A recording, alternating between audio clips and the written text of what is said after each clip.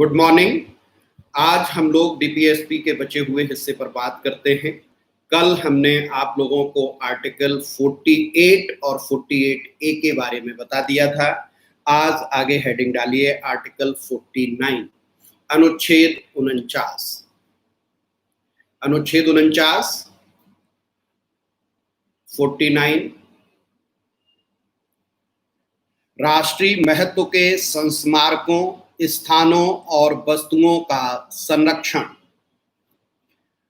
Protection of monuments and places and objects of national importance।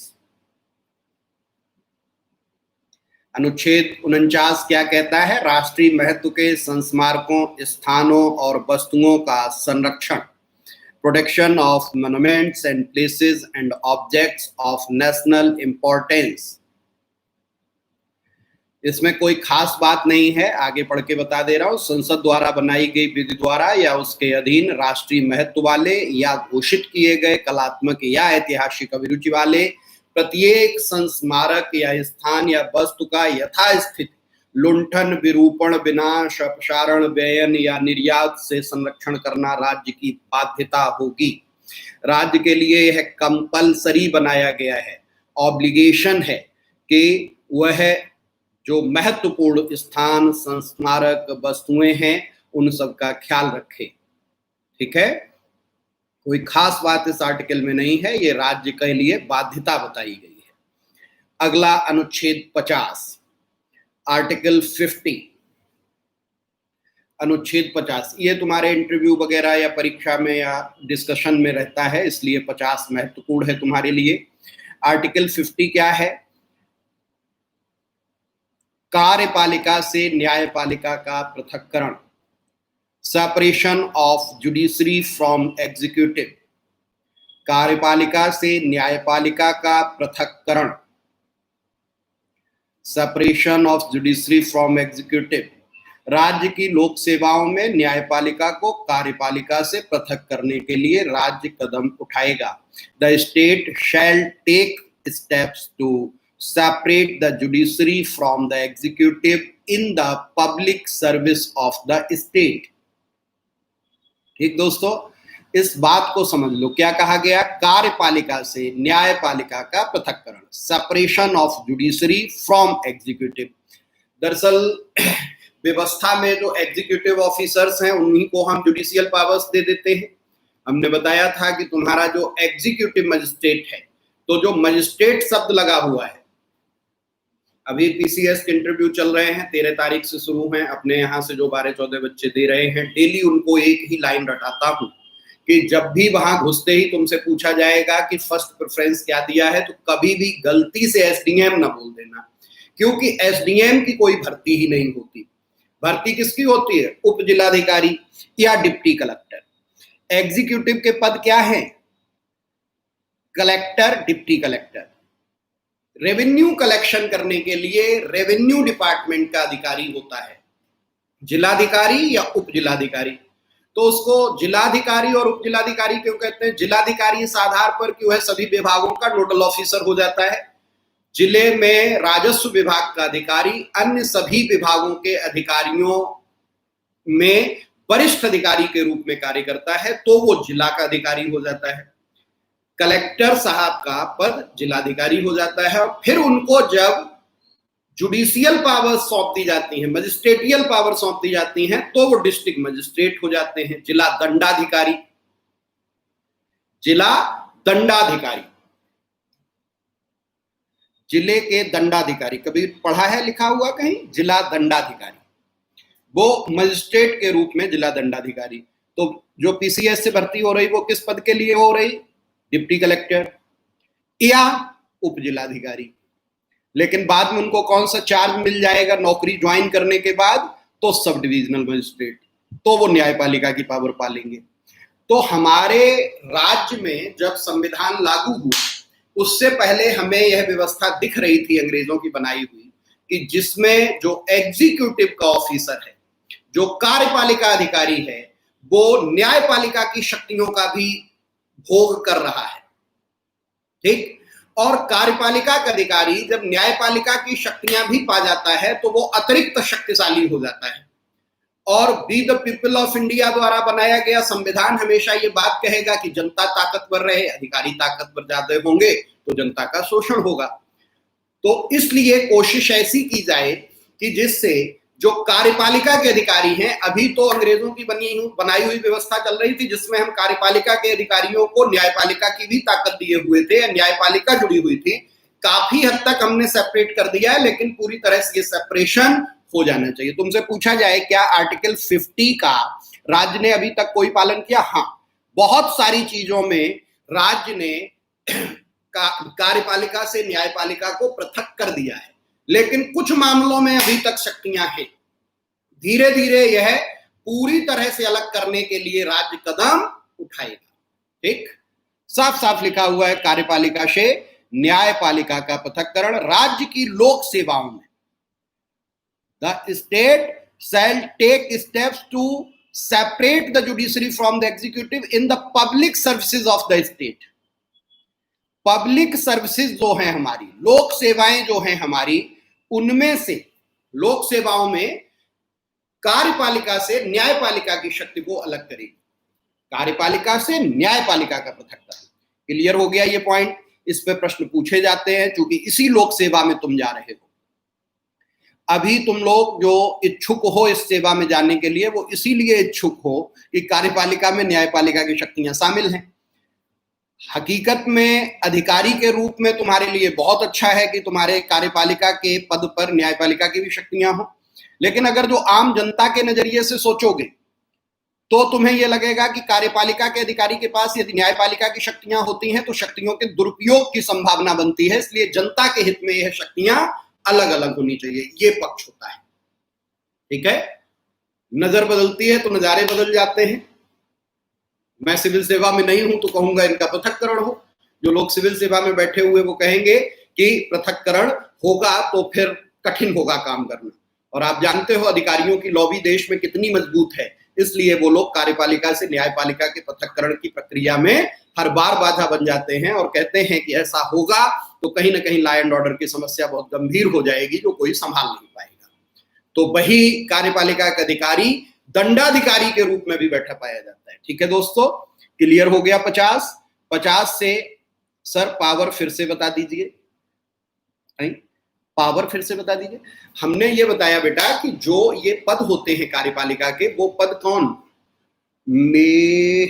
नायब तहसीलदार को भी power रहता है। यस, एक्चुअली जितने भी रेवेन्यू डिपार्टमेंट के अधिकारी होते हैं उन्हें जिला दंडाधिकारी के रूप में, डिस्ट्रिक्ट मजिस्ट्रेट के रूप में डीएम साहब अपने विभाग के सभी अधिकारियों को मजिस्ट्रेटियल पावर दे देते हैं और उन सबके कोर्ट होते हैं। नायब तहसीलदार का कोर्ट होता है, नायब तहसीलदार सुनवाई करते हैं। कोर्ट समझ रहे हो ना, न्यायालय। नायब तहसीलदार का न्यायालय, फिर तहसीलदार का न्यायालय, फिर उप जिलाधिकारी का न्यायालय, ठीक, फिर अपर जिलाधिकारी का न्यायालय, और फिर जिलाधिकारी का न्यायालय, फिर कमिश्नर का न्यायालय, आयुक्त न्यायालय। तो रेवेन्यू के सभी अधिकारियों के अपने न्यायालय होते हैं। तो न्यायालय शब्द जहां लग गया वहां पे क्या हो गया? आप जुडिशियल पावर वाले हो गए। मुकदमे सुनते हैं? हाँ सुनते हैं। कोर्ट केस, कोर्ट लगता है, कभी भी डीएम साहब के ऑफिस में जाना तो उनका ऑफिस है, बगल में जिलाधिकारी न्यायालय है जहां पे वो बैठ के जज की तरह से सुनवाई करते हैं, वकील आके अपने अपने पक्ष उनके सामने रखते हैं। यही जो व्यवस्था है यही मैं डिस्कस कर रहा हूं। क्लियर हुआ बेटा?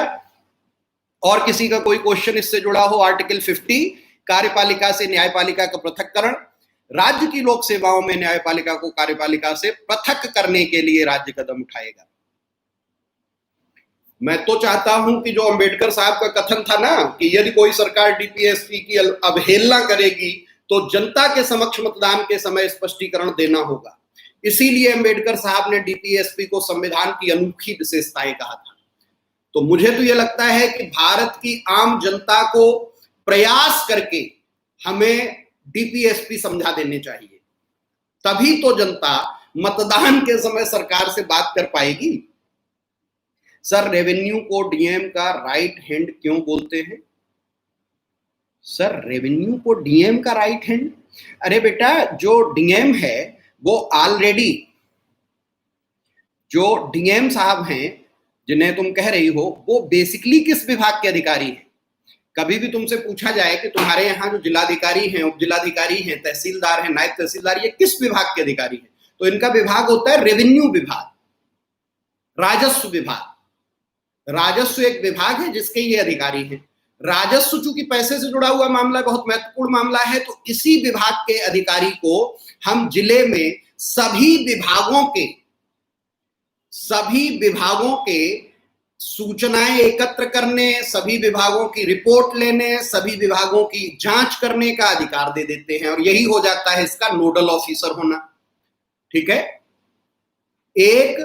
एक अधिकारी को, जिले में सारे अधिकारी हैं अपने अपने विभाग के, पुलिस का अलग है, शिक्षा का अलग अधिकारी है, चिकित्सा का अलग है, ट्रांसपोर्ट का अलग है, राज्य कर का अलग है, जेल का अलग है, फिर इन सब, मनोरंजन का अधिकारी अलग है, कोषागार का अधिकारी अलग है। इन सारे अधिकारियों में जो राजस्व विभाग का अधिकारी है, उसको हम इन सब अधिकारियों के ऊपर बिठा देते हैं। है वो भी जिले का ही अधिकारी। जो जिलाधिकारी है वो राजस्व विभाग के जिला की इकाई के अधिकारी हैं, लेकिन उन्हीं को राजस्व विभाग के साथ साथ रेवेन्यू डिपार्टमेंट, वही तो कह रहा है राजस्व डिपार्टमेंट, रेवेन्यू डिपार्टमेंट, तो रेवेन्यू डिपार्टमेंट जो है उसके वो अधिकारी हैं। तो राइट हैंड मतलब रेवेन्यू के तो वो अधिकारी हैं ही, लेकिन रेवेन्यू विभाग के अधिकारी को ही हम सब विभागों के अधिकारियों के ऊपर बिठा देते हैं, तब वो जिलाधिकारी हो जाता है। और फिर जब उसको हम न्याय करने का अधिकार दे देते हैं, कोर्ट में सुनवाई करने का अधिकार देते हैं, तब वो मजिस्ट्रेट हो जाता है। और फिर वो दंड देता है, तो मजिस्ट्रेट के रूप में जब वो दंड देता है तो वो जिला दंडाधिकारी हो जाता है, डिस्ट्रिक्ट मजिस्ट्रेट, तब वो जिला दंडाधिकारी के रूप में कार्य करता है। अब क्लियर हुआ? अगर जो अभी भी किसी का कोई डाउट हो तो पूछिए आप लोग।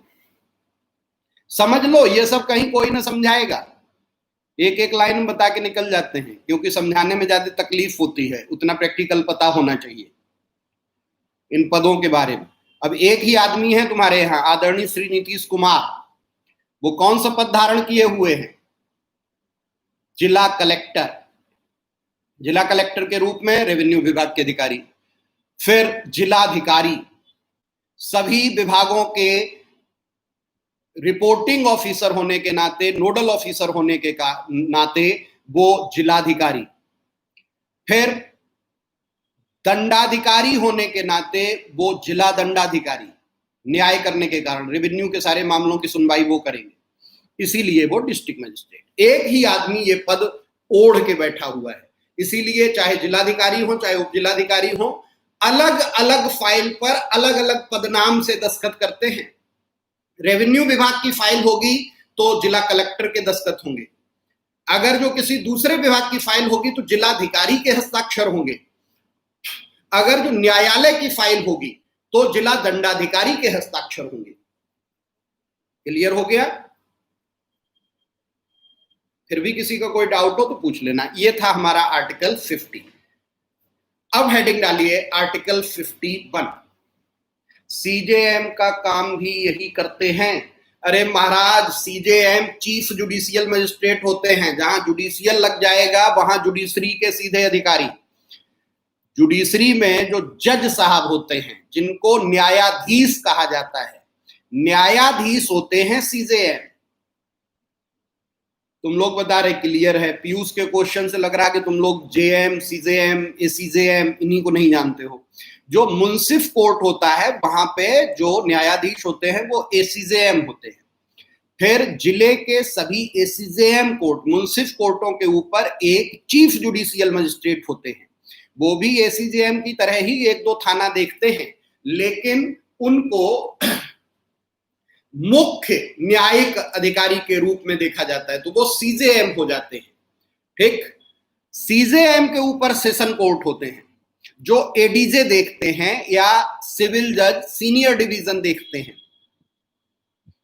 सीनियर जज, सीनियर डिवीजन सिविल जज, फिर उनके ऊपर जाके डीजे होते हैं जो जिले के सभी न्यायालय, चाहे वो सत्र हो, सत्र न्यायालय हो चाहे सिविल न्यायालय हो, सभी वही देखेंगे। किसकी? हर अदालत में अपील करने का अधिकार है, चाहे वो कार्यकारी मजिस्ट्रेट की हो, चाहे जुडिशियल मजिस्ट्रेट की हो। आप जाके चाहे तो कचहरी में एप्लीकेशन दो, चाहे तहसील में एप्लीकेशन दो, दोनों जगह अपील करने का अधिकार होता है आपको। बस ये देखा जाता है कि ये मामला किसका है। फौजदारी का मामला है तो कौन देखेंगे? कचहरी वाले। ठीक, रेवेन्यू का मामला है तो तहसील वाले। बस ये अंतर होता है। ठीक, क्लियर? आगे बढ़ता हूं। आर्टिकल 51 अनुच्छेद 51, इसकी हेडिंग है अंतरराष्ट्रीय शांति और सुरक्षा की अभिवृद्धि, promotion of international peace and security. Promotion of international peace and security, अंतरराष्ट्रीय शांति और सुरक्षा की अभिवृद्धि। अंतरराष्ट्रीय शांति और सुरक्षा की अभिवृद्धि। इसमें क्या है कि राज्य, फिर पॉइंट कर करके बांटा गया है, राज्य अंतरराष्ट्रीय शांति और सुरक्षा की अभिवृद्धि का, राष्ट्रों के बीच न्याय संगत और सम्मानपूर्ण संबंधों को बनाए रखने का, संगठित लोगों के एक दूसरे से व्यवहारों में अंतरराष्ट्रीय विधि और संधि बाध्यताओं के प्रति आदर बढ़ाने का, और अंतरराष्ट्रीय विवादों में के माध्यस्थम द्वारा निपटारे के लिए प्रोत्साहन देने का प्रयास करेगा। अगर जो इसको शॉर्ट में कह दें तो क्या? अंतरराष्ट्रीय शांति और सुरक्षा की अभिवृद्धि का राज्य प्रयास करेगा। अब अंतरराष्ट्रीय शांति और सुरक्षा के लिए क्या क्या करेगा तो उसने बता दिया। Promote international peace and security, maintain just and honourable relations between nations. ठीक, फिर international law and treaty obligations, अंतरराष्ट्रीय विधि और संधि बाध्यताओं के प्रति आदर, और फिर सेटलमेंट ऑफ इंटरनेशनल डिस्प्यूट्स। ये सारे काम करेगा राज्य। मतलब पूरी दुनिया में शांति रहे, इसके लिए भारत राज्य सरकार प्रयास करेगी। ये 51 में लिखा हुआ है। अब यहीं पे नोट करके लिख लो, जो एक प्रश्न तुमसे सिविल सर्विस में पूछा जाता है कि भारत की विदेश नीति से कौन सा अनुच्छेद संबंधित है, तो यही अनुच्छेद विदेश नीति से संबंधित है।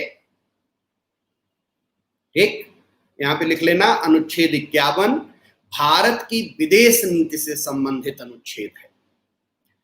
विदेश नीति है तो प्रश्न गलत हो जाएगा, विदेश नीति से संबंधित है तो सही है। खूब ध्यान से सुनना इस बात को। इसमें कोई विदेश नीति नहीं दी गई, लेकिन हमारी विदेश नीति कैसी होगी इसके बारे में कहा गया है। मेंस में जब सेकेंड पेपर आपको पढ़ाते हैं तो वहां पे इंटरनेशनल रिलेशंस जब पढ़ाए जाते हैं तो फॉरेन पॉलिसी डिस्कस होती है। फॉरेन पॉलिसी के बारे में इंटरव्यू में जो पूछा जाता है उसका उत्तर यही दिया जाता है कि सबसे अच्छी विदेश नीति कौन सी होती है? जहां कोई नीति नहीं होती, देयर इज नो पॉलिसी। जैसी जरूरत होती है वैसा हम करते हैं। अमेरिका ये काम बहुत पहले करता था, भारत ने भी शुरू कर दिया। हम नेपाल के साथ कहीं सख्ती से पेश आ रहे, कहीं बातचीत से। कल तुम्हारे पीलीभीत में 9 तारीख को नेपाल के अधिकारियों की और पीलीभीत और खीरी के अधिकारियों की मुस्तफाबाद गेस्ट हाउस में बैठक होने जा रही है, जिसमें इस पे बात हो रही है कि जो नोमैंस लैंड है पीलीभीत और खीरी बॉर्डर पे, वहां पे नेपाल जो सड़क बना रहा है उसको रुकवा दिया गया है प्रशासन द्वारा। नेपाल की लड़ाई के पीछे चीनी राजदूत नेपाल में बैठी हुई हैं, ओली उनकी गोद में खेल रहा है। ये खबरें आप लोग लगातार सुन रहे होंगे, पढ़ रहे होंगे, उनको समझा करिए। लेकिन भारत की सरकार, कल परसों की खबर है, जब हमारे एनएसए ने चीनी विदेश मंत्री से बात की तो उसके बाद हमारे विदेश प्रवक्ता का जो स्टेटमेंट आया था, उन्होंने कहा था भारत बातचीत के माध्यम से इस विवाद का हल चाहता है।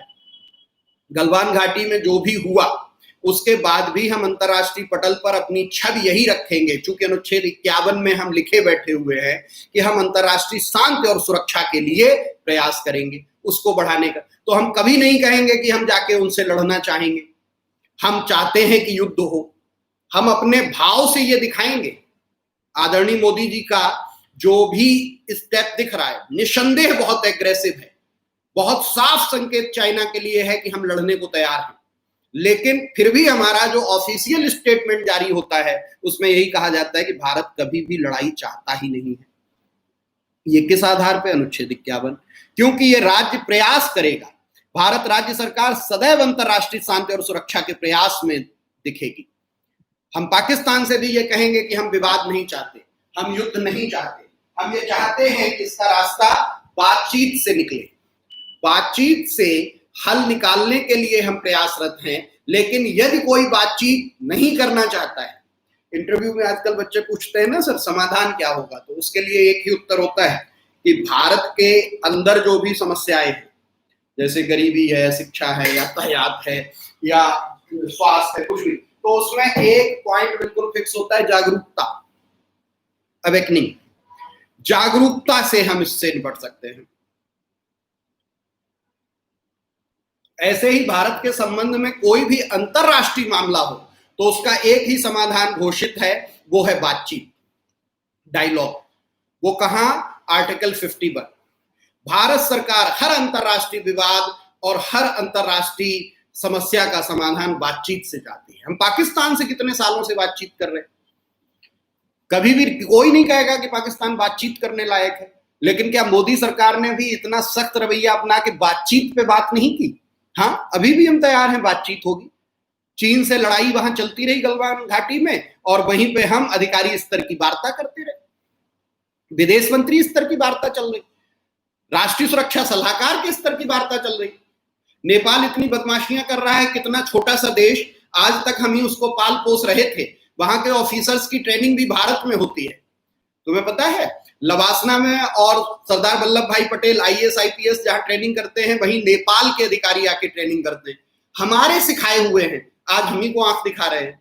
क्यों दिखा रहे हैं? क्योंकि वहां का जो प्रधानमंत्री है वो वामपंथी सोच के कारण चाइना का पैरोकार है। वो चाहता है कि चाइना, और पूरी नेपाल की समस्या के पीछे चीनी राजदूत है, वही स्टेटमेंट दिला रही। ओली साहब पूरी तरह से पार्टी में एकदम, कल एक को और हटा दिया है।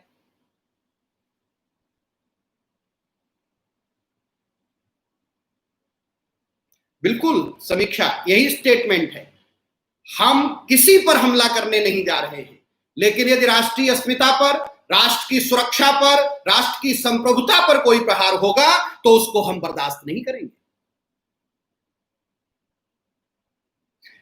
नेपाल से हमारा रोटी बेटी का रिश्ता रहा, लेकिन अभी के वहां के प्रधानमंत्री से मानने को तैयार नहीं है। मॉडर्न टाइम में एग्रेसिव पॉलिसी और defensive which is good, like Israel never does follow international law, so which nation is leader? बेटा कुशाग्र, इजराइल इंटरनेशनल लॉ फॉलो नहीं करता है, अमेरिका इंटरनेशनल लॉ फॉलो नहीं करता है, तो क्या तुम्हें लगता है भारत, चीन, नेपाल और पाकिस्तान इंटरनेशनल लॉ फॉलो करते हैं? पाकिस्तान करता है, भारत करता है। जब हम पीसी में बैठेंगे तो यही कहेंगे हम सभी अंतरराष्ट्रीय संधियों समझौतों का सम्मान करते हैं, लेकिन हमारे एनएसए अभी तक पकौड़ा नहीं तलते रहे हैं। जो आज पाकिस्तान की ये हालत हो गई है 6 साल में कि हर जगह विस्फोट हो रहे हैं, हर जगह अफरा तफरी मची हुई है, अर्थव्यवस्था स्थिर हो गई है, गिलगिट और बलूचिस्तान में जो विवाद चल रहा है, क्या इसके पीछे तुम्हें लगता है कि हमने अंतरराष्ट्रीय संधि समझौते और अंतरराष्ट्रीय कानूनों का पालन करते हुए वहां कुछ नहीं किया है? कहूंगा नहीं सोशल मीडिया पर, लेकिन बस सोचने की बात है। तो अंतरराष्ट्रीय नियमों का तो पालन सब कहने के लिए करते हैं। जैसे कि हम अपनी विदेश नीति में आज की तारीख में कभी राजनाथ सिंह का भाषण सुनना, भारत का इतिहास सदैव बुद्ध के मार्गों पर चलने का रहा है, हम कभी भी किसी पर आक्रमण नहीं करते, किंतु यदि भारत की अस्मिता और संप्रभुता पर कोई भी चोट होगी तो उसका मुंहतोड़ जवाब दिया जाएगा। कभी सुनना राजनाथ सिंह को। ये क्या स्टैंड है? ये बिल्कुल यही हमारी विदेश नीति का स्टैंड है कि हम घोषित तौर पे तो यही कहेंगे हम युद्ध नहीं चाहते। दुनिया ने हमको युद्ध दिए, हमने दुनिया को बुद्ध दिए। हम दुनिया को बुद्ध देने वाले देश हैं और बुद्ध अहिंसा का प्रतीक है। हमने जब अपना परमाणु परीक्षण भी किया तो उसको बुद्ध मुस्कुराए कहा, बुद्ध के अभियान से जोड़ा। वही बुद्ध जो पूरी दक्षिण एशिया में शांति और अहिंसा के प्रतीक हैं, वही बुद्ध उस दिन मुस्कुराते हैं जब भारत परमाणु परीक्षण सफल करता है। कलाम साहब, आदरणीय कलाम साहब, आदरणीय अटल बिहारी वाजपेयी जी क्यों इस अभियान को नाम देते हैं बुद्ध मुस्कुराए, स्माइलिंग बुद्धा। बुद्ध इसलिए मुस्कुरा रहे हैं कि भारत ताकतवर होगा तो युद्ध की स्थिति नहीं होगी। तुम्हें क्या एक मजाक लग रहा है कि चीन की सेना वापस लौट रही है और भारत के लड़ाकू विमान लगातार वहां पे नाइट ऑपरेशन कर रहे हैं, निगरानी कर रहे हैं। आज हमने उनको मजबूर किया है पीछे हटने के लिए, और ये बहुत अच्छा समय है क्योंकि पूरी दुनिया की विश्व बिरादरी आज चीन को नापसंद कर रही है। और विश्व बिरादरी क्यों कर रही है? कोरोना। हम बार बार कहते हैं कि हमारे देश के आदरणीय प्रधानमंत्री इस मामले में बहुत अच्छे नेता हैं, बहुत अच्छे लीडर हैं कि वो हर बुरी से बुरी परिस्थिति को भी अपने फेवर में खड़ा कर देते हैं। पुलवामा का हमला हुआ था, निश्चित तौर पर वो भारतीय जनता पार्टी या सरकार ने नहीं कराया था, वो एक आतंकी और बहुत घृणित और नृशंस कार्यवाही थी। लेकिन आदरणीय प्रधानमंत्री ने जिस तरह से उस घटना पर वर्कआउट किया, जिस तरह से शहीदों को सम्मान दिलाया कि 2019 का चुनाव अपने आप को जीत गए। हर क्षण वो ऐसा ही लीडरशिप लेके आते हैं। कोरोना पूरी दुनिया के लिए आपदा है, भारत के लिए भी आपदा है, बरेली के लिए भी आपदा है, मेरे लिए आपदा है। 4 महीने से ज्यादा हो रहे हैं, एक पैसा नहीं कमाया है। मेरे जैसे कर्मशील व्यक्ति के लिए कभी मैंने सोचा ही नहीं था मैं खाली बैठूंगा। मैं कहता था मैं एक दिन बिना काम के नहीं रह सकता। मैंने जीवन भर परिश्रम किया, विद्यार्थी रहा तो विद्यार्थी के रूप में, अध्यापक रहा तो अध्यापक के रूप में। हमने डिबेट बोली, हमने थिएटर किया, वहां भी खूब मेहनत की। लेकिन आज माताजी के जाने के दिन 24 फरवरी से लेके आज तक मैं खाली बैठा हुआ। हमारी माताजी जिस दिन हमें छोड़ के गई हैं, ऐसे लग रहा है जैसे उनके आशीर्वाद साक्षात न होने के कारण ही ऐसी स्थिति है। बड़ा दुख होता है, कष्ट होता है, और खाली बैठा हूं तो माताजी को और याद करता हूं। लेकिन दुनिया का सत्य है, जो आया है उसको जाना है, माताजी चली गई। लेकिन इस कोरोना जैसी आपदा और कोरोना जैसी महामारी को भी हमारे भारत के आदरणीय प्रधानमंत्री नरेंद्र मोदी जी ने अंतरराष्ट्रीय स्तर पर अवसर के रूप में तब्दील कर दिया। क्यों? क्योंकि उनको समझ में आ गया यही सबसे अच्छा मौका है जब चाइना को दबाया जा सकता है। क्योंकि ट्रंप का ट्वीट लगातार आ रहा है, जैसे जैसे कोरोना की आपदा बढ़ती चली जाएगी, चीन के प्रति घृणा और बढ़ती चली जाएगी। 30 लाख से लोग ज्यादा संक्रमित हो चुके हैं अमेरिका में। यूएसए इतना कमजोर देश नहीं है अभी भी, और यूएसए पूरी ताकत से चाइना को बर्बाद करने के लिए खड़ा हुआ है। अभी तो आपदा से निपटा जा रहा है, लेकिन अमेरिका चीन को छोड़ने वाला नहीं है। ठीक है दोस्तों, और जब अमेरिका चीन को छोड़ने वाला नहीं है तो ऐसी स्थिति में भारत के लिए सबसे बड़ा खतरा चाइना है। हमारे प्रधानमंत्री के कार्यकाल से पहले अभी एक भाषण बहुत चर्चित हुआ जो आदरणीय मुलायम सिंह यादव जी का था, जिसमें उन्होंने कहा था हमारे लिए असली खतरा पाकिस्तान नहीं है, हमारे लिए असली खतरा चाइना है। और मैं कहता हूं मोदी जी से कि आप चाइना के खिलाफ काम करिए। और जितने भी देश में जानकार लोग हैं वो जानते हैं कि 2014 से मोदी जी ने चाइनीज बॉर्डर पे ज्यादा काम किया है, न कि पाकिस्तानी बॉर्डर पे। इसी का परिणाम था कि चाइनीज बॉर्डर को सुरक्षित करने के लिए बांग्लादेश से एन्क्लेव एक्सचेंज किया। ठीक, नॉर्थ ईस्ट से लेके लगातार वहां पे हेलीपैड, एयरपोर्ट, रोड। आपको अभी आज की खबर है कि चाइना की सेना पीछे हटने के बाद भी हम अपना रोड बनाने अपने एरिया में बंद नहीं कर रहे। हमने सारा लेबर जो कोरोना में खाली हुआ था ले जाके वहां पे रोड बनाने में लगा दिया। ठीक, हम पूरी बाउंड्री पे रोड बना चुके हैं, इतने शानदार रोड बना चुके हैं कि उनके हेलीकॉप्टर और हमारे हवाई जहाज हमेशा लैंड कर सकते हैं। वहां पे हमने हवाई जहाज और हेलीकॉप्टर के लिए रिफ्यूलिंग सिस्टम खड़े कर दिए हैं। हिमालय के कारण चाइना के फाइटर प्लेन अगर जो उड़ के इंडियन एरिया में आते भी है मार करने, तो उनको रिफ्यूल होने की जरूरत पड़ेगी, नहीं तो वो वापस नहीं जा पाएंगे और हम उन्हें मार के गिरा लेंगे। ऐसा नहीं है, काम हुआ है। इसीलिए आज मोदी जी ने जो काम किया था 6 साल से, उसको भुनाने का मौका आ गया। अब कोरोना मोदी जी ने नहीं पैदा किया, लेकिन कोरोना से पैदा हुई परिस्थितियों में चीन को कब्जे में लेने का समय आ गया। अमेरिका कभी भी इतना खुल के चीन के विरोध में नहीं बोलता था। ठीक, आज ट्रंप जैसा वहां पर राष्ट्रपति है जो खुलेआम अमेरिका के खिलाफ, वो चाइना के खिलाफ बोल रहा है, पब्लिक चाइना के खिलाफ है। आपको हल्की सी बात लगेगी, जो कुछ लोग सोशल मीडिया पे लिख रहे थे कि हमने इतने जवानों का बदला इतने ऐप से ले लिया। ऐप से बदला जवानों का नहीं है, ऐप से बदला कमर तोड़ने का है। ऐप प्रतिबंधित करके हमने चाइना में असंतोष पैदा कर दिया है। चाइना के बिजनेसमैन चाइना की सरकार पर हावी होने लगेंगे। आज की दुनिया, 21वीं शताब्दी की दुनिया इकोनॉमिक्स पर बेस्ड है।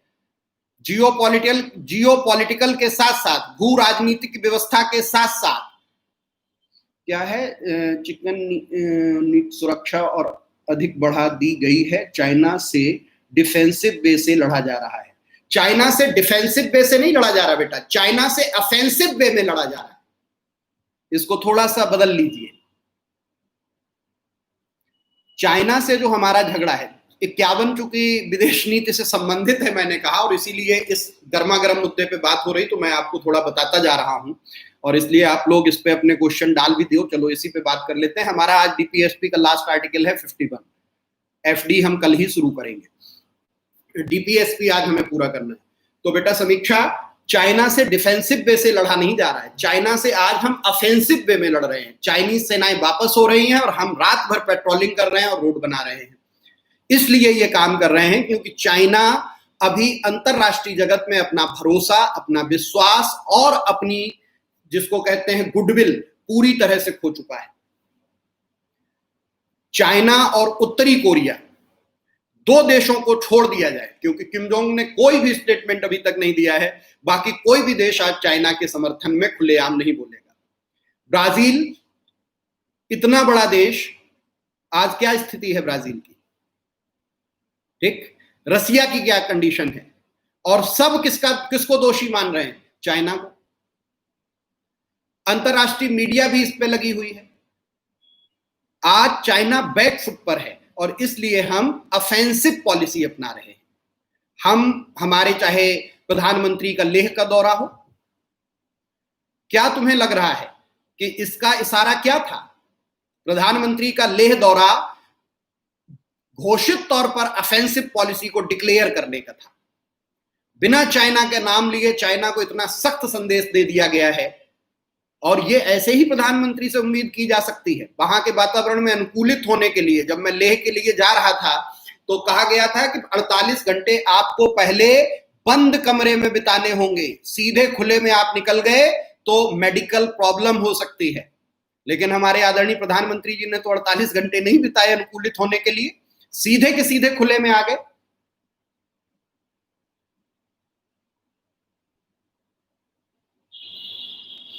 तटस्थ रहेगा, तटस्थ रहेगा रसिया। रसिया तटस्थ नहीं रहेगा, रसिया तटस्थ नहीं रहेगा, लेकिन रसिया कोई काम भी खुल के नहीं करेगा।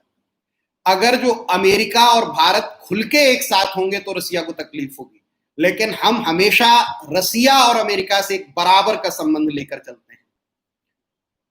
और रसिया को भी ये ठीक से पता है कि चाइना के साथ कैसे डील करना है। पुतिन साहब इस मामले में बहुत होशियार आदमी हैं। रसिया हमारे लिए कभी खतरा नहीं है। India has to give support to them, so लड़ाई तो लड़नी ही पड़ेगी। बिल्कुल सही बात है। बिना लड़ाई के, बिना सेक्रीफाइस के, जो नस्लें सेक्रीफाइस नहीं करती हैं वो बेकार हो जाती हैं। लड़ाई हमें जिंदा रखती है। पाश की एक कविता है ना कि युद्ध और शांति, उसमें वो कहते हैं कि युद्ध हमारी बूढ़ी माँ की ऐनक बनकर आएगा, युद्ध हमारे बूढ़े बाबा की लाठी बनकर आएगा, युद्ध हमारे बच्चों के लिए धारीदार गेंद बनकर आएगा, युद्ध हमारी माँ के स्तनों में दूध बनकर उतरेगा, इस युद्ध हमारी बहनों के स्वेटर की बुनाई के कंगूरे बनेगा। युद्ध और शांति, war and peace, Leo Tolstoy का बहुत प्रसिद्ध उपन्यास है, जिसमें साफ साफ इस पे कहा गया है कि युद्ध और शांति में किसको आप बेहतर मानते हो।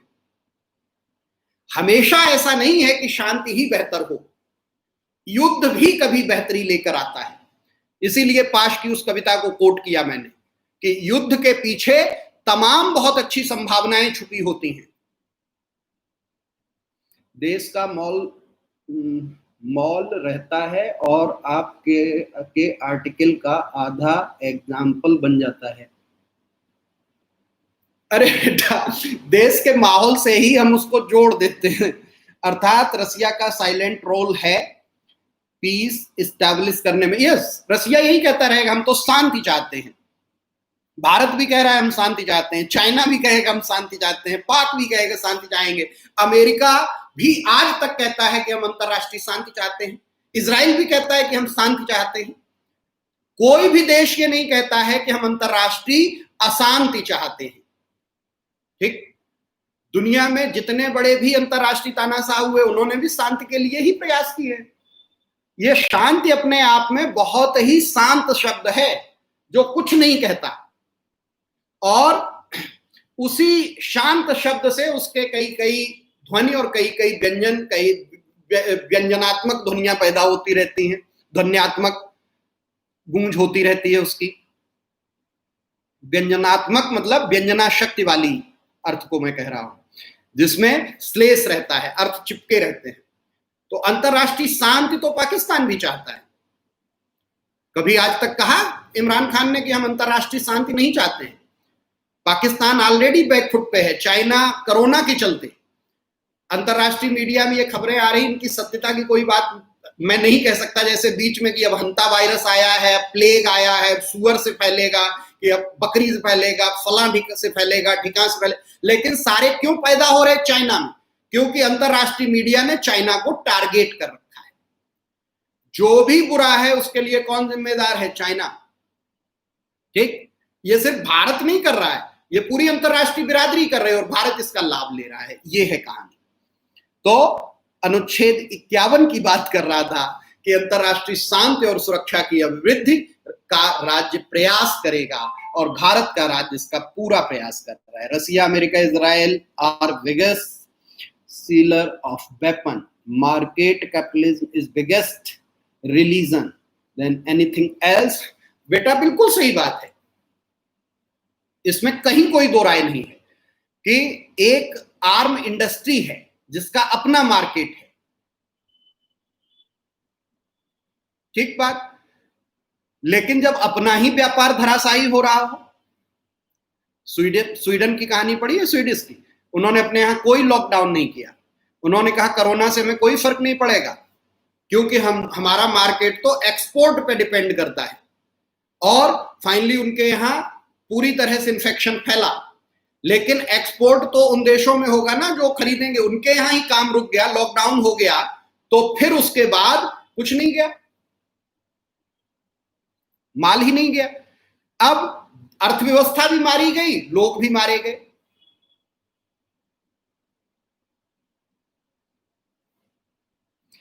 बेटा अमेरिका तो हर जगह मीडिएटर ही बनना चाहता है, ये तो अमेरिकन पॉलिसी है।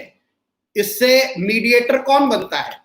तुम लोग अभी आजकल अखबार पढ़ रहे हो, आजकल अखबार पढ़ रहे होगे कि जो विकास दुबे साहब थे वो वहां पर करीब 50 गांवों में पंचायत कराते थे। वो क्या हो जाते थे? मीडिएटर।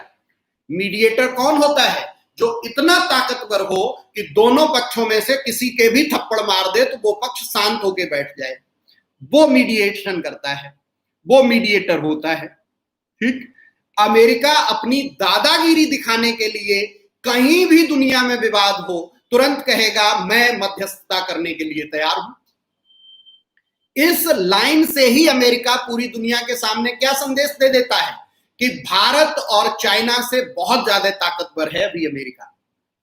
अमेरिका अगर जो बीच बिचाव करने आए और इसको स्वीकारेगा जो भी देश, वो देश क्या अमेरिका की ताकत को स्वीकारेगा और ये मानेगा कि अमेरिका ताकतवर है, हम कमजोर हैं।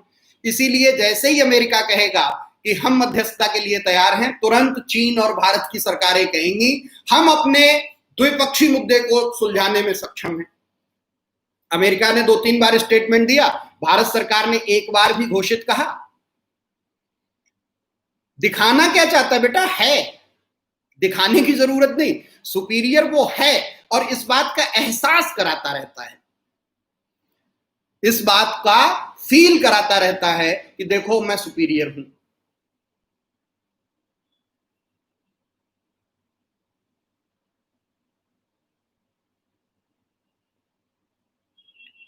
एक बच्चे का क्वेश्चन आया, सर चाइना के अगेंस्ट अमेरिका इस वक्त स्टेटमेंट से काफी सपोर्ट मिल रहा है, क्या अंत समय तक अमेरिका अपने इस पर टिका रहेगा?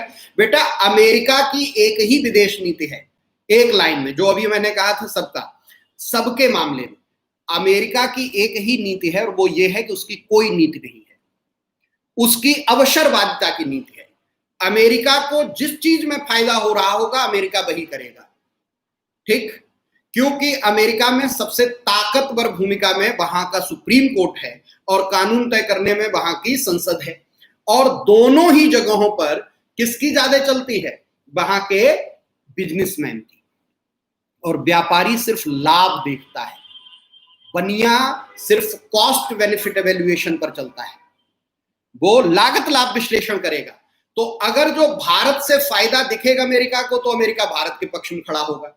पाकिस्तान से फायदा दिखता था बांग्लादेश वाले केस में 71 में, हमने अगर जो प्रेशर बना के न सरेंडर करा लिया होता अमेरिका पाकिस्तान से, तो अमेरिका के जंगी जहाजी बेड़े बंगाल की खाड़ी में पहुंचने वाले थे, जनरल नियाजी कभी हथियार नहीं डालता अगर जो उसको पता लग जाता कि 4 बजे तक अमेरिकी बेड़े आ जाएंगे, ठीक? लेकिन हमने उसको खबर नहीं लगती दी, प्रेशर बना, अमेरिका ने खुलेआम भारत का विरोध किया। आज चूंकि अमेरिका को खतरा भारत से नहीं है, अभी अमेरिका का यह कहना है कि उसके लिए दुनिया में एक ही खतरा है, वो है चाइना, और चाइना को कंट्रोल करना अमेरिका के लिए बहुत जरूरी है। इसलिए अमेरिका भारत का साथ देने को तैयार है। हमारे मित्र मोदी विदेश नीति में, अभी मैंने कहा था कि best foreign policy there is no policy, India and China and multilateral agreement के लिए मना कर दिया। चाइना और इंडिया दोनों ये कहेंगे हम खुद निपट लेंगे, हमें किसी तीसरे की जरूरत नहीं है, लेकिन हमें ये पता है कि मजबूरी में ही सही अमेरिका साथ किसका देगा? चाइना का? कभी नहीं, कभी उसके बिजनेसमैन नहीं चाहिए। सर चाइनीज बॉयकॉट का रिजल्ट इंडिया के लिए क्या पॉजिटिव रहेगा और क्या निगेटिव रहेगा? बेटा, बॉयकॉट का पूरा पॉजिटिव ही रहेगा, निगेटिव होने की कोई संभावना इसलिए नहीं है क्योंकि चाइना जिन चीजों में कुछ समय पहले ताकतवर था, आज इंडिया उन चीजों में ताकतवर है, ठीक? जैसे लेबर, चाइना का मार्केट इतना सस्ता उत्पाद तैयार करता है, क्यों? लेबर लॉ का ना होना, लेबर का नेशनलाइजेशन हो जाना, राज्य के द्वारा लेबर लिया जाना। भारत भी उसी एरिया में बढ़ रहा, हमारे पास इतना ह्यूमन रिसोर्स हो गया है। आज चाइना में लोग बुढ़े हो गए, हर घर में एक आदमी है। चाइनीज आर्मी की अभी जो खबरें फिल्टर होके आ रही थी कि चाइना आज युद्ध भी लड़ेगा, तो चाइना ताकत के साथ नहीं लड़ पाएगा, क्योंकि वहां एक तो स्त्रियों की संख्या बहुत घट गई है, सबको एक पैदा करना है तो क्या पैदा करेंगे? पुत्र। स्त्रियों की संख्या घटती चली जा रही, बाद में आबादी एक एक बच्चा पैदा करने, दो दो पैदा करने की स्थिति में क्या हुई है कि हर घर में एक आदमी बचा है, और वो भी आर्मी में है, वो मारा जाएगा, घर खत्म हो जाएगा। इसलिए वहां की फौज भी खुद नहीं लड़ना चाह रही, क्योंकि लड़ेंगे तो कैजुअल्टी होगी।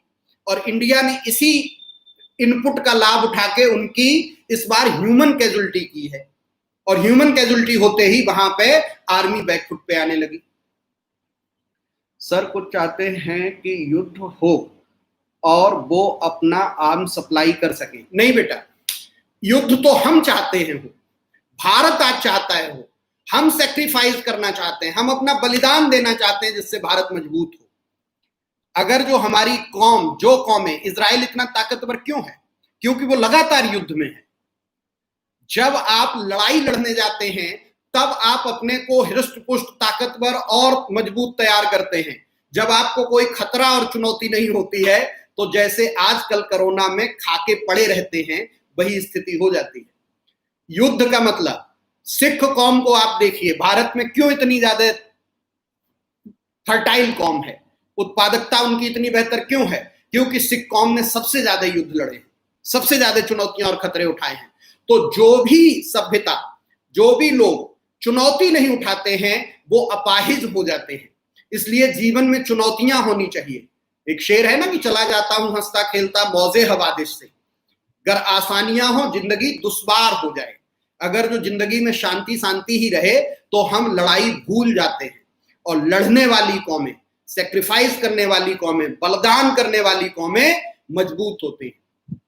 आप देखिए यूपी पुलिस के 8 जवान शहीद हुए हैं एक अपराधी के दिमाग खराब हो जाने से, लेकिन उसके बाद यूपी पुलिस अब अपराधियों के खिलाफ कैसा अभियान चला रही है। अगर जो वही आज लोग कह रहे हैं कि तुम्हारे 8 मारे गए तो सारे अपराधी टारगेट हो गए, लेकिन वही विकास दुबे जनता के इतने लोगों को मार चुका था, तब पुलिस के लिए वो खतरा नहीं था।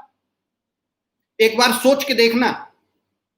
हम इसकी बात नहीं कर रहे कि यूपी पुलिस या यूपी सरकार को विकास दुबे के साथ सख्ती पेश करनी चाहिए, सख्ती से पेश आना चाहिए या नहीं, निसंदेह आना चाहिए।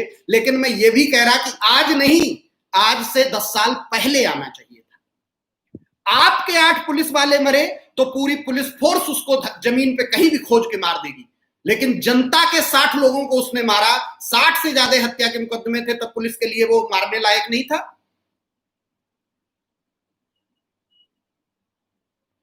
सोचिए जरा एक बार। हम भी खूब ताली पीट रहे, आप घर तोड़ दीजिए, गाड़ियां तोड़ दीजिए, आप उसको जमीन पे जहां भी मिले वहां मार दीजिए, सबसे बुरी मौत मार दीजिए, क्योंकि वो बहुत बड़ा अपराधी है, क्योंकि उसने 8 पुलिस वाले मारे। 60 जनता के लोग मारे थे तो वो अपराधी नहीं था इतना बुरा। अपनों पर जब बनती है तब हम ताकत के साथ लड़ने खड़े होते हैं, और जो कौम लड़ना भूल जाती है वो पीढ़ियों के लिए अपाहिज हो जाती है। तो इसलिए आज थोड़ा सा पास का भाव मन में भरा हुआ था। टॉलस्टॉय का युद्ध और शांति, वॉर एंड पीस उपन्यास भी एक बार तुम लोग मौका लगे तो पढ़िएगा। लेकिन ये ध्यान रखिएगा, कौमें वही मजबूती से खड़ी होती हैं जिन पर अपना संकट आ जाता है। तो भारत के लिए, इस पीढ़ी के लिए या इस समय के लिए युद्ध खराब नहीं है। बिल्कुल सर, विकास दुबे केस कहीं ना कहीं सिस्टम फेल्योर का एग्जाम्पल नहीं बेटा, वो तो बिल्कुल सही बात। लेकिन आप एक दूसरी बात सोचो, एक अपराधी, ऐसे कितने अपराधी हैं जिन्होंने 20, 50, 40 लोगों की हत्या कर रखी है। वो पुलिस के लिए अभी खतरा नहीं है। वो जिस दिन पुलिस के एक आदमी को मार देंगे उस दिन वो बहुत खराब अपराधी हो जाएंगे। ठीक है क्या ये पॉलिसी? एक बार सोच के देखें।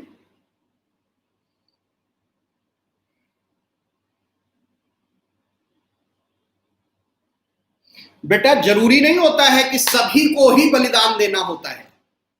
अगर जो हमारी फौज बॉर्डर पर बलिदान देगी तो बहुत सारे आमजन समाज में रहकर बलिदान दे रहे होंगे। तुम्हें क्या लगता है कि जिस परिवार से एक सैनिक शहीद होता है वो पूरा परिवार सैक्रिफाइस नहीं करता, वो पूरा समाज नहीं करता? अगर जो युद्ध की स्थिति बनेगी तो तुम्हारे आर्थिक संसाधन सीमित नहीं होंगे, सब होते हैं बेटा। समीक्षा, आम जन की भी दायित्व और भूमिका होती है। हम लोग टैक्स देते हैं। सैनिक कोई बृहस्पति ग्रह से नहीं आते, सैनिक कोई शनि ग्रह से नहीं आते, सैनिक भी हमारे अपने भाई और बेटे होते हैं। ठीक है? अगर रेस्ट कर लिया गया विकास दुबे को तो उसके तार सत्ता और विपक्ष के बड़े बड़े नेताओं के साथ मिलेंगे। हाँ तो बेटा वो तो हर अपराधी के हैं। राजनीतिक अपराधीकरण और अपराधियों का राजनीतिकरण ये 1970 से शुरू होकर 80 के दशक तक बहुत बड़ी कहानी है। तुम कह सकते हो लेकिन ऐसा नहीं है। तार तो पहले भी थे, पहले भी खोल सकते थे, आज भी खोलने चाह रहे हैं। लेकिन बात यह है कि अब उसने बड़ा कठिन कर दिया ना, तो पुलिस के लोगों को मार दिया, ये इसलिए पुलिस उसको मार देगी, पकड़ेगी। तार तो अभी भी मिल रहे हैं, तार तो हैं ही हैं, घोषित हैं, खुलेआम हैं। अरे यार आप ये बताओ, नेताओं के सत्ता पक्ष और विपक्ष कहने का तुम लोग भी पढ़े लिखे होके आम जन और जाहिल जो टीवी पे लोग बात करते हैं उस तरह की बात करते हो। किसी भी राजनेता का कोई सत्ता चरित्र या विपक्ष चरित्र होता है? वही नेता आज भाजपा में है, वही कांग्रेस में है, वही बसपा में है, वही सपा में है। किस आधार पे कहोगे कि इधर तार मिले उधर तार मिले? ये तो जब तुम लोग पढ़ते हो, थोड़ा बहुत पढ़ा लिखा करो। तुम लोग भी एकदम जो नहीं हम लोग कहते थे चटक चूतियों वाली बातचीत करते रहते हो। जो टीवी पे बैठ जाएंगे, जो कहीं भी फेसबुक पे शुरू हो जाएंगे। अरे यार, ये अपराध ऐसे नहीं पैदा होता है, उसकी पूरी प्रक्रिया होती है। तुम्हें क्या लग रहा है विकास दुबे ने 8 पुलिस वालों को मारा, इसके पीछे तुम्हारी वेब सीरीज जिंदा नहीं जवाबदेह नहीं है? मैं तुम लोगों से एक और प्रश्न पूछता हूं, सोच के देखना। अभी तुम वेब सीरीज देखो, पूरे कोरोना काल में क्राइम पर आधारित कितनी वेब सीरीज आई हैं। आप रंगबाज 2 देख लो, रंगबाज 2 का जो इंट्रोडक्शन सॉन्ग है वो सुन लो। हर युवा पीढ़ी के आदमी के मन में आता है कि हम भी इसी तरह के बदमाश बन के खड़े हों। और जो ऑलरेडी क्राइम की दुनिया में, वो कहता है कि अपराध तो हम इतने कर चुके, लेकिन पूरा भारत हमें कैसे याद करेगा। क्या तुम्हें नहीं लग रहा विकास दुबे पे अगली क्राइम सीरीज बनने जा रही? विकास दुबे पे बनेगी, और विकास दुबे पे क्राइम सीरीज बनेगी तो नए युवा फिर तैयार होंगे विकास दुबे बनने के लिए। आप अगर जो श्री प्रकाश शुक्ला को हीरो बनाएंगे वेब सीरीज बना के, आप अगर जो अनंत पाल को सीरीज बना के हीरो बनाएंगे, आप अपराधियों पर जब तक वेब सीरीज बनाते रहेंगे, उनको बहुत बड़ा अपराधी घोषित करते रहेंगे, अपराध के नए नए तरीके दिखाते रहेंगे, तो हर युवा पीढ़ी के अपराधी के मन में आएगा कि वो भी क्यों न इतना फेमस बने। तुम सोचो, विकास दुबे को कितने लोग जानते थे इस घटनाक्रम से पहले, और आज कौन है भारत में जो विकास दुबे को नहीं जानता है? ठीक, उस अपराधी के लिए इतनी ही बात बहुत बड़ी है कि आज पूरी दुनिया और पूरा भारत और पूरा पुलिस महकमा सुबह से शाम तक उसे याद कर रहा है। अभी मैं ये नहीं कह रहा कि वो बचेगा, मारा जाएगा, सरेंडर होगा, क्या होगा। अगर जो वेब सीरीज इस तरह से आती रहेंगी तो क्या ये अपराध इस तरह के नहीं होते रहेंगे? ये समाज ही है जो अपराधी पैदा करता है, ये समाज ही वो वेब सीरीज देखता है। अभी एक आर्या का हॉटस्टार पे मैं ऐड देख रहा था, उसने कहा आप पहले इसमें क्यों नहीं आई, पहले ये काम मर्द किया करते थे, अब मर्द रहे नहीं, इसलिए अब सुष्मिता सेन का जो कैरेक्टर है वो महिला आ रही है ये अपराध करने। ठीक, तो अपराधी को मर्द घोषित करना, अपराधी को हीरो घोषित करना, अपराधी को बड़ा आइडियल तरीके से प्रस्तुत करना, ये अपराध का जन्म नहीं है तो और क्या है? नहीं बेटा, क्राइम पेट्रोल और सावधान इंडिया जैसे उतना बड़ा अपराधी नहीं दिखाते, वहां तो चिंदी चोर दिखाए जाते हैं। ये वेब सीरीज जो आजकल चल रही हैं, ये उन अपराधियों पर बन रही हैं जो बड़े नामी रहे हैं, और काल्पनिक भी रचे जाते हैं, और फिर जो अपराध की दुनिया में है वो सोचता है हम भी क्यों ना इतने नाम वाले हो जाएं। यस सर, लेकिन आर्या को इतना सपोर्ट क्यों किया जा रहा है? अरे यार, मैं नहीं सपोर्ट कर रहा, समाज कर रहा। खाकी और खादी गठजोड़ के बिना विकास दुबे इतना बड़ा अपराधी नहीं बन सकता था। बिल्कुल सर। हाँ, Mohit Kishore Krishna Vajpayee sir, Indian youth कभी इंडियन क्लीन पॉलिटिक्स में इंटर नहीं कर सकती ड्यू टू दिस नेक्सस। नहीं बेटा, ऐसा सोचना बेकार है। मैं प्रवेश करूंगा, मेरे साथ तुम भी आना कुशाग्र भाई, हम लोग मिलके क्लीन पॉलिटिक्स शुरू करेंगे। ठीक, चलो, आज हमारा डीपीएसपी पूरा हो गया, 56 हो गए हैं, 51 तक बता दिया। डीपीएसपी के बारे में बस 2-3 स्टेटमेंट पे और बात कर लूं। अंबेडकर साहब के स्टेटमेंट इतनी बार मैं बोल चुका। ग्रैमबिल आस्किन ने कहा था कि डीपीएसपी सामाजिक क्रांति के उद्देश्यों के लिए बनाए गए हैं। ठीक, फिर जेनिंग्स ने कहा था कि ये पुण्यात्मा लोगों की महत्वाकांक्षाएं हैं। भारतीय संविधान के यह भाग बिना समाजवाद का नाम लिए सामाजिक और आर्थिक समाजवाद की वकालत करता है। के.एम. पडिक्कर कहते हैं डीपीएसपी आर्थिक क्षेत्र में समाजवाद के पोषक तत्व हैं। के.टी. शाह कहते हैं डीपीएसपी एक ऐसा चेक है जो बैंक की अपनी परिस्थितियों पर भुगतान किया जाएगा, जब बैंक सक्षम होगा तो करेगा। ये तुम्हारे लक्ष्मीकांत में सारे स्टेटमेंट दिए गए हैं, इनको आप समझ लेना। कोई क्वेश्चन पैदा हो तो मुझसे पूछ लेना। कुल मिलाकर आज डीपीएसपी खत्म करने के अलावा करंट के 2 बहुत महत्वपूर्ण मुद्दों पे बात हुई, वो है राजनीति का अपराधीकरण और अपराध का राजनीतिकरण, और दूसरा चाइना इंडिया वॉर की कंडीशन। कल पीलीभीत प्रशासन और नेपाल प्रशासन की बातचीत है, उसका भी इशारा कर दिया कि नेपाल की कहानी क्या चल रही है। और आज के क्लास के लिए थैंक यू। आगे जो प्रश्न हो वो फोन पर और वैसे आप पूछ सकते हैं। सोशल मीडिया पे उस तरह की बातचीत होनी नहीं चाहिए, लेकिन ठीक है, कभी कभी की जाती है, समाज के प्रति जिम्मेदारी है, और अपराध नहीं बढ़ना चाहिए किसी भी हाल में। ठीक है, युद्ध को लेकर अलग अलग राय हो सकती है, कभी हम ऑफेंसिव रुख अपनाएंगे, घोषित नहीं करेंगे कि हम क्या स्टैंड ले रहे, वहां हम शांति की ही बात करेंगे। चलिए, थैंक यू, शुभकामनाएं सबको। अच्छी बातचीत हुई, नया सोचा करिए, नया पढ़ा करिए, नया देखा करिए, और अपने आप को अच्छा बनाते रहिए। सबको शुभकामनाएं। धन्यवाद।